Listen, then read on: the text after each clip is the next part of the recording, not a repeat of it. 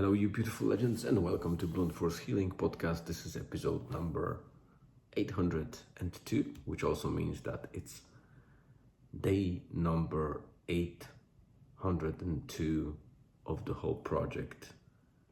And it's a consecutive day of journaling every single day and blogging about it, as well as recording the podcast about it.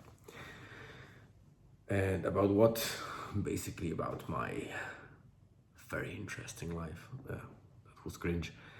No, sometimes it's dull as hell. Sometimes something interesting pops up. So I'm basically recording my life and whatever happens during it, whatever projects I might take on, and whatever lessons I learned along the way, or learn along the way, and I can share that somebody might get used of. So this one will be fairly short. I always say that, and it always turns bloody 10-15 minutes. So let me get straight to it, because it's the last day. It's an update of the last day of our trip to Tenerife. It was technically day 16, so we had 15 nights on Tenerife, of which obviously the first and the last day you need to account for trip, renting a car, returning the car, airports, etc. So we had a proper 14 full days on Tenerife to enjoy. And I wrote about them and recorded a lot about them, including some footage from the drone from Tenerife. So if you fancy watching some of it, you can check the previous days and see some of the episodes have footage at the end of them. So you might just browse the ends of previous episodes on YouTube or on Spotify video, and you might be lucky to get some. Quick update about kind of highlights of the last day, which was pretty much departure from Tenerife. So we were packed already. Well, we had packed most of the things the day before, so we really just wrapped up very quickly in the morning. And because our flight was around, I think, 11 a.m. and we needed to return the car about 9 a.m., we still had to travel to the airport about half an hour to 40 minutes. So there was little time to eat the breakfast, but fortunately the breakfast was starting at 7:30 a.m. So we basically got our luggage ready. We dropped it into a car. I reparked the car from the underground or internal kind of car park to the outside car park, to make sure that if we check in, no one will lock us from the car park. And basically, while I was dragging the luggage to the car, Elizabeth and Julian went straight to the restaurant, and already ordered stuff for the breakfast and made sure that they have eaten, and also that when I come, they will have I will have something to eat straight away. So yeah, we did that. It went pretty smooth. Reparked the car, and I was right. As soon as they checked us out, literally the app that I was using via Bluetooth to open the gates was just gone. Well, it didn't work. So it was a good decision. The breakfast was eventless.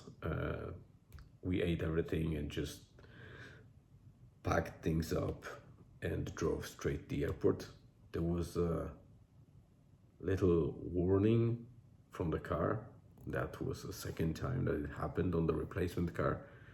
On the kind of sharper turn, there was a short, I don't know, split-second message saying oil pressure in engine too low or something like that, which was very surprising because why would turning the car wheel and kind of going on turn, what does it have to do with the oil pressure in the car? I don't know, but that was weird. I wanted to get rid of this car as soon as possible because the first one was damaged, and the replacement we got for 3-4 days. So that was the last day. I just wanted it to take us to the airport, and that's it. And indeed, we got to the airport. I left the car and the keys. I was another surprise because there was nobody to pick it up. I was just asked to leave the car keys inside the car in the bay and just go, which was kind of handy. I didn't need to work with anyone. So I'm not sure if it stopped for a moment because I got the battery level low warning, but let's keep going. So afterwards, we got to the airport. The check-in was a bit delayed because we needed to be in the queue, so we needed to wait until we got to the actual physical person to check us out. And why it's unusual for us, or maybe not unusual, but for most of the people it would be just normal. But because we travel very often with Ryanair, which is an Irish company, it's normal on Dublin Airport to have like automated checkout or check-in for the luggage that goes to the airplane, to the locked kind of area. There is just basically a scale, or the scale that is weighing your luggage. It prints the whole kind of strip that you just put around the handle, and you just put it on one of those belts. The machine is kind of scanning it, and it just goes to the proper plane. So there's no physical person involved in checking off the main luggage from Dublin Airport. When you return, obviously, it depends on the airport, and this automated system is not present in other airports yet, as far as I know. So yeah, we needed to wait. Then we went through security. It was a bit of a hassle there because I needed to unwrap everything, take off the drones and the other devices we took out, but the drones were something that I didn't have to take out on the way in to Tenerife on Dublin Airport, but for some reason I had to take it out on the Spanish airport at Tenerife, and also they wanted every cable to be taken out, which was okay for me, but a bit of hassle to pack it back up. But anyway, we spent some time on the airport, drank some coffee, and in no time we got to the gate. The flight was long, but it didn't have many kind of turbulences, so it was also fairly smooth, just boring.